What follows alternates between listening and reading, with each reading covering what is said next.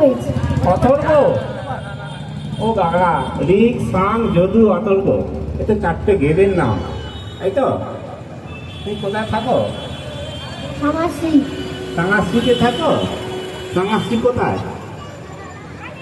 ওখানে একটা গাছ আছে, গাছের উপর থাকো নাকি? তাহলে তুমি একটা গান শোনাবে? গান শোনাবে? গান? তাহলে নাচ জানো?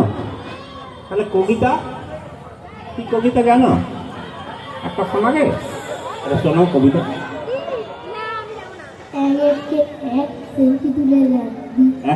এক সেলফি তুলে দেয়। কি কবিতা ভাই?